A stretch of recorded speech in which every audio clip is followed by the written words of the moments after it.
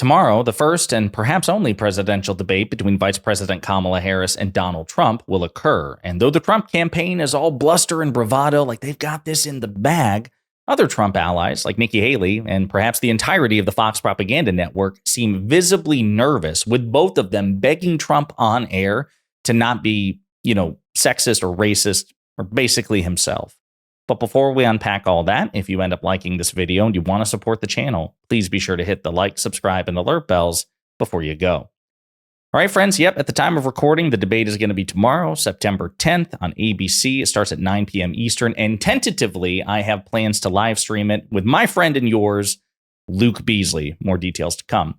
But what's interesting is how people are framing the debate. Certainly Democrats know that we've got a lot riding on it, that there will be a lot of eyes on this debate. This will perhaps be the single most high-profile event of the Harris campaign, especially since it started so late, since President Biden withdrew in late July. This is a big, big day, and we understand the stakes. But the Trump world seems to be kind of divided on the issue because they've spent so much time talking about how stupid and incompetent the vice president is when she's, in fact, not those things. And so we're going to see a bit of a jarring contrast here. So here's Carolyn Leavitt, official spokesperson for the Trump campaign, suggesting that they've got this in the bag. Trump is well prepared for the debate tomorrow night. That is right. He doesn't need traditional debate prep. He's proven to be one of the most effective debaters in modern political history. Just look at how he knocked off Joe Biden out of the race and the CNN debate stage. He is very well read on Kamala Harris's record. Hey, she seems confident. Trump has nothing to worry about. Now, of course, she says that Trump is one of the best debaters in modern history. Now, as somebody who says that there's a lot riding on this debate, I also want to be very honest. I think Trump is a terrible debater. I think there are very good Republican debaters out there. Vivek Ramaswamy, Ted Cruz, Lindsey Graham, Chris Christie, not just never Trump Republicans, but also people who are Trump supporters. Nikki Haley, again, Vivek and others. Donald Trump is an idiot. I do believe that. He's genuinely stupid, and he's also profoundly uncurious and ignorant. So he doesn't know a lot about policy, which is why he has never, in 2016, 2020, 2024, in a debate, given substantive policy answers. So to the extent that you factor in a victorious person in a debate having the knowledge and being able to communicate that knowledge to substantively answer questions, Trump is always terrible. Now, she appeals to President Biden's disastrous performance in July, but that's on Biden. Trump didn't do anything. As a matter of fact, it was because the microphones were muted and Trump wasn't able to be Trump and interrupt and heckle the way he is wont to do. He basically allowed President Biden to trip himself. Okay. And Biden's own disastrous performance was on Biden, not again because he was so outmatched by Trump. As a matter of fact, Trump told a record-breaking number of lies during that debate, didn't answer questions directly or substantively. It was a terrible performance from Trump as well. We just hold Biden to a much higher standard. It's unlikely to be the case now that Vice President Harris is the nominee and the debater in question.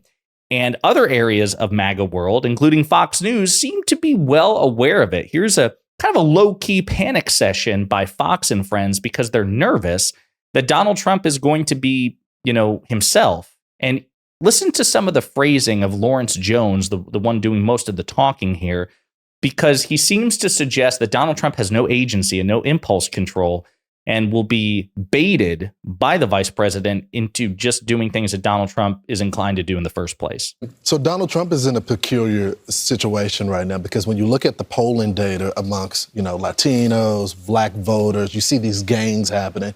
And there's a case for all these people saying they were better off under his economy. You want to keep those voters right there. What Kamala Harris is going to try to do is get him into this race war, right? To be vicious, to attack her as a woman. Don't put voters in that position where they have to choose between their economic situation and feeling sympathetic for Kamala Harris. You can't get personal. You can't get personal. I'm not saying that it is fair. I'm not saying that she may go low and call him a racist on the stage, but his response should be, you said that about Joe Biden too, and you went to work for him. So you have to be very strategic right there because they want ads of him eviscerating her from her personality and her being a woman. Well, Chris Christie yesterday was on ABC, and he said essentially all she's got to do is, he had two words, charm and disarm. He said, be charming, be yourself, tell what your vision is, and disarm. When Trump says something that might be of a personal nature, just smile. Well, people said that to him the last debate with Biden. Don't get personal. Don't talk about his cognitive decline. Just stick to the issues. And that worked well for Donald Trump. Didn't have to talk about it. We saw. But the microphones were muted. That helped in large part. And he'll also benefit from that as well. So they're taking aggressive steps to basically not let Trump be Trump. That's the whole point. And that was why the Harris campaign rightly used it as a way to mock Trump and try to sow dissent between Trump and his handlers, saying, hey, listen, they don't trust you to be smart enough to conduct yourself accordingly. So they have to literally take steps to silence you because they're afraid you're going to screw this up all on your own. But Lawrence Jones' comments are so funny to me because they're basically like, she's going to try to make you be racist and sexist. Like Trump has no agency. Like Donald Trump has no control. He has no impulse control. Don't let her make you do things. He's a 78-year-old man, a former president of the United States, someone trying to be president again. Are you suggesting that he is so intemperate, that he is so impulsive, that he is so reckless, that he has no moral culpability for his own choices, and that everyone else, not just his handlers, but his opponents, are responsible for what he says or doesn't say? That's pretty pathetic stuff. But besides the patheticness and the grading Trump on a curve, which is habitual of Republicans and conservatives, and certainly Fox propagandists, again, read between the lines. He's nervous. He's like, please, for the love of God, don't be sexist, don't be racist, don't be yourself, Donald. Nikki Haley, also appearing on Fox and also a Trump voting supporter, basically said the same thing, that Trump needs to do anything other than what he's doing now. Absolutely. You were going, Sage. Why do you think the Kamala Harris has a 14-point lead in the gender gap among women? I think it's because Donald Trump and J.D. Vance need to change the way they speak about women. You don't need to call Kamala dumb. She didn't get this far, just by accident. She's here. That's what it is. She's a prosecutor. You don't need to go and talk about intelligence or looks or anything else. Just focus on the policies. When you call even a Democrat woman dumb, Republican women get their backs up too. The bottom line is we win on policies. Stick to the policies, leave all the other stuff. That's how he can win. He certainly wins on perception of a lot of policies. Again, I think it's really important. Nikki Haley would have you believe that Donald Trump actually had very effective policies and was a policy-oriented president and a policy-oriented candidate. He was not either of those things at any point in his life. The fact of the matter is that Donald Trump inherited a really good economy from a Democrat, Barack Obama.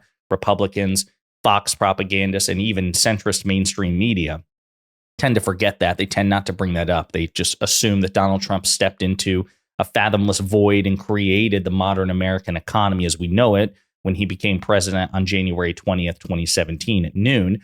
It's ridiculous and false.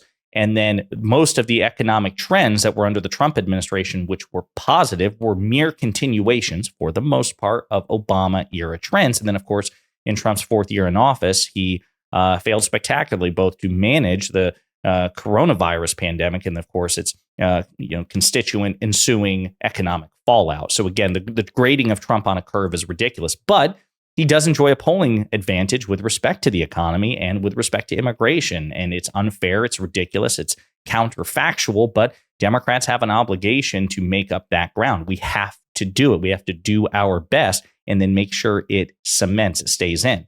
However, speaking of Nikki Haley, while we're here, I'm going to play another clip here. But Liz Cheney, a former Trump-supporting conservative Republican who is now officially endorsed Vice President Harris, was recently asked about Nikki Haley and her support of Trump, given that Haley ran against Trump in the 2023-2024 Republican primary and is now supporting him. And there's a contrast between these two women. So I want to play this clip of what Liz Cheney had to say about Nikki Haley and then Nikki Haley's response. There were a lot of talk during the primaries of the Nikki Haley voters. And some states seemed like even when she stopped running, almost a third of Republican voters were looking for an alternative to Trump and voting for Nikki Haley. She's now saying that she is, quote, on standby to campaign for Donald Trump to help him get reelected. She's also, of course, called him unhinged, unqualified to be president, diminished. What do you make of Nikki Haley's position on that? I mean, look, I can't understand her position on this in any kind of a principled way. I think that The things that she said, that she made clear when she was running in the primary, those things are true. And again, we are, those of us who are conservative, those of us who believe in fidelity to the Constitution, have a responsibility and have a duty to recognize this is not about partisan politics. And the country is going to need to rebuild true conservative movement when we're through this election cycle. But this November, casting a vote for Donald Trump or writing someone in.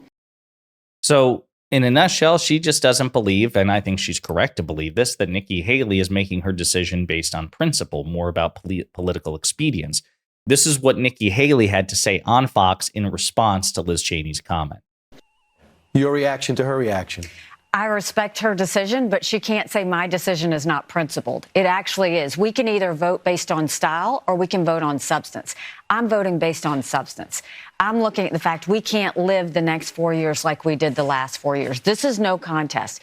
Harris raised taxes. Trump reduced taxes. Harris wants to stop any energy production. Trump built it up. Harris is weak on national security. Trump was strong on national security. Harris has allowed the border to be infiltrated by 8 million people. Trump was much harder on the border. This is about my family. This is about America. These are about issues. We should be very clear. If you don't like him, say you don't like him, but you can't say that his policies are worse than Kamala Harris. Either vote based on style or we can vote on substance. I want to play that one more time. I'm voting based on substance. I'm looking at the fact we can't live the next 4 years like we did the last 4 years. This is no contest.